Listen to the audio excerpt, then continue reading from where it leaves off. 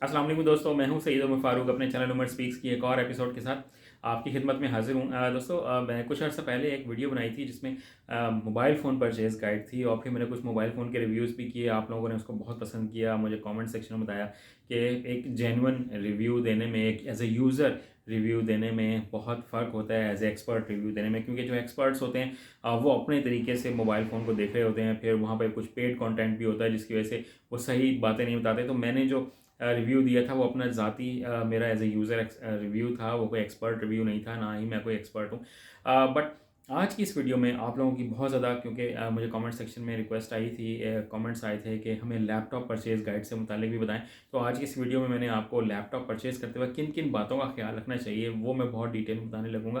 But video start करने से पहले अगर अब तक आप लोगों ने मेरे चैनल को सब्सक्राइब नहीं किया, मेक श्योर चैनल को सब्सक्राइब कर लें और बेल आइकन के बटन को प्रेस करें, बिकॉज आई एम श्योर मेरा ये चैनल आप लोगों की लाइफ में ज़रूर वैल्यू ऐड करेगा। जी तो दोस्तों, हम में से अक्सर लोग जो हैं वो लैपटॉप परचेज़ करना चाहते हैं, क्योंकि एक लग्जरी भी है, एक स्टाइल भी है।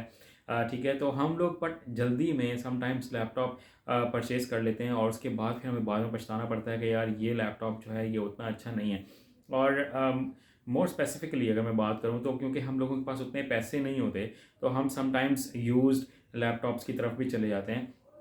तो पहली तो बात यह है कि मैं आपको थोड़ा-सा ये कहना चाहूँगा कि आप अवॉइड करें थोड़ा-सा यूज़्ड जो जो रिफर्बिश्ड लैपटॉप्स होते हैं, जो मार्केट में हर हर दुकान पर पड़े हुए होते हैं।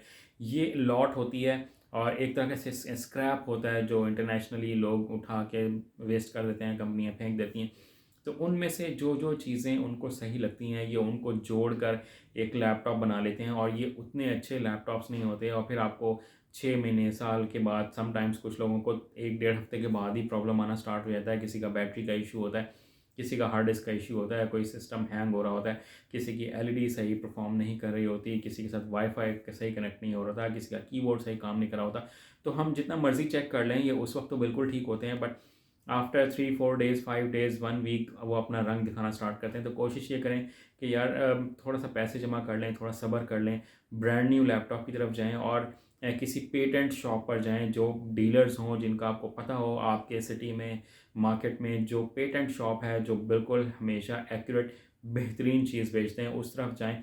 थोड़ी बहुत प्राइस का डिफरेंस होता है, बट उस पे कॉम्प्रोमाइज़ शायद नहीं करना चाहिए, क्योंकि इलेक्ट्रॉनिक डिवाइसेज़ में बहुत ज़्यादा प्रॉब्लम्स आते हैं और बाद में लोग पछताते हैं। तो जो कुछ चीज़ें देखने वाली होती हैं, जो बहुत ज़्यादा देखने वाली हैं कि एक तो उसकी जनरेशन कौन-सी है। आज की जो इस वक्त दौर चल रहा है, जो इस वक्त दिसंबर 2021 है, तो इस वक्त 10th जनरेशन और 11th जनरेशन दोनों ही मार्केट में ब्रांड न्यू मॉडल्स अवेलेबल हैं। तो किसी के पास अगर पुराना स्टॉक पड़ा हुआ तो 10th भी होगा, बट लेटेस्ट है तो 11th जनरेशन होगी। तो ये जनरेशन में हार्डवेयर से रिलेटेड होता है, ये कोई सॉफ्टवेयर से रिलेटेड नहीं होता। ठीक है, तो हार्डवेयर अपडेट होता है कि हार्ड डिस्क कितने आरपीएम की है, जितनी अच्छी आरपीएम होगी, उसकी हेल्थ जितनी अच्छी होगी हार्ड डिस्क की, वो उतनी ही थोड़ा-सा एक्सपेंसिव होती है और वो लेटेस्ट जनरेशन में चली जाती है। देन जो रैम की अगर हम देखें तो उसमें हमने डीडीआर्स देखने होते हैं कि डीडीआर कौन-सा है, डीडीआर 2 है, डीडीआर 3 है, डीडीआर 4 है। तो ये अगर आप यूज़ में भी जा रहे हैं तो उनसे ज़रूर पूछा करें कि इसमें डीडीआर कौन-सी रैम लगी हुई है।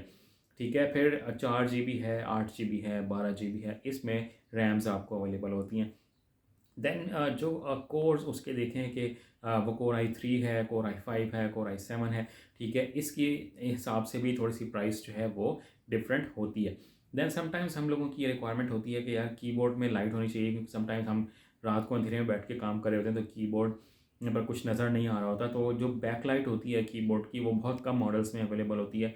तो वो और मोस्ट प्रोबेबली वो i7 में ही या किसी किसी i5 में आपको मिलेगी, बट ज़्यादातर i7 में वो मिलती है। तो उसकी तरफ अगर आप जाना चाहें तो उसकी प्राइस थोड़ी सी हाई होती है।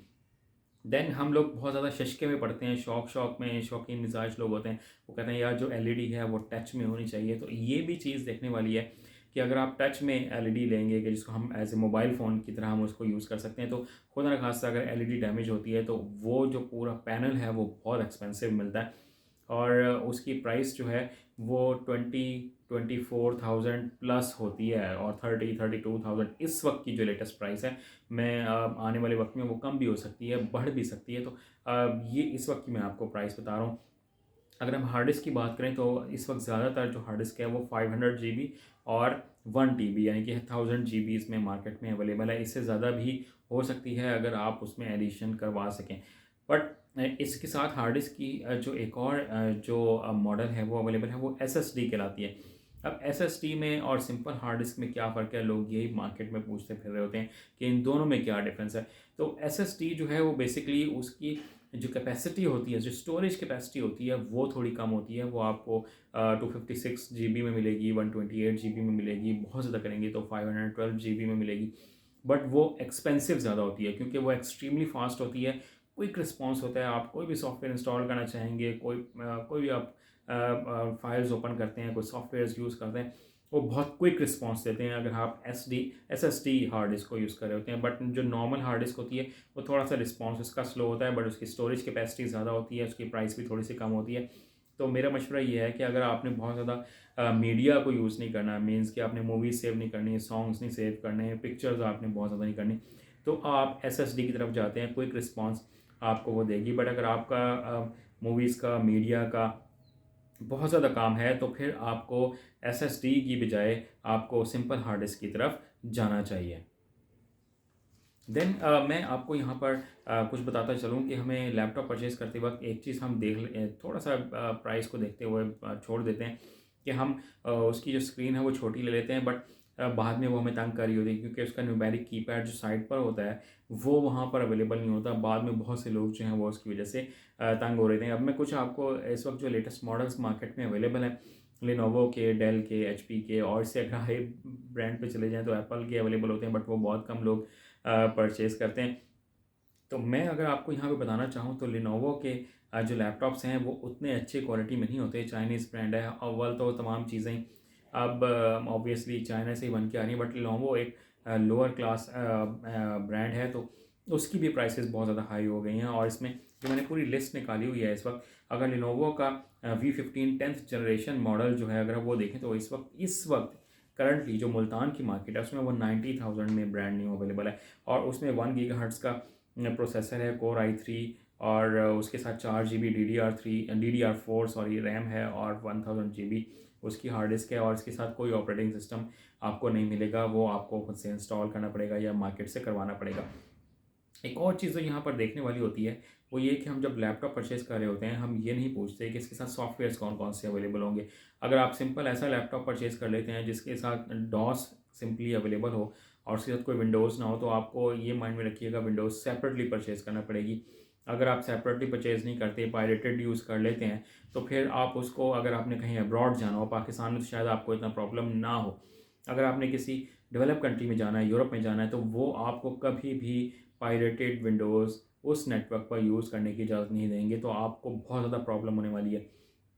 तो जब भी आप ब्रांड न्यू लैपटॉप परचेज़ करें तो कोशिश ये करें कि आप ऐसा लैपटॉप, ऐसा मॉडल परचेज़ करें जिसकी स्पेसिफिकेशन भी अच्छी हो और जिसके साथ जो लेटेस्ट विंडोज़ है, जो लेटेस्ट ऑपरेटिंग सिस्टम है, वो जेनुअनली आपको मिले, जेनुअन मिले, कि जिसकी वो पायरेटेड कॉपी ना हो, ताकि आपको फ्यूचर में आप कभी सऊदीया जाते हैं या आप यूएई जाते हैं या आप यूरोप में जाते हैं, अमेरिका में जाते हैं, कहीं पर भी जाते हैं, तो आपको वहाँ पर पायरेटेड कॉपी का मैसेज ना मिले, आप वहाँ पे नेटवर्क को यूज़ करने के नाकाबिल ना हो जाएं।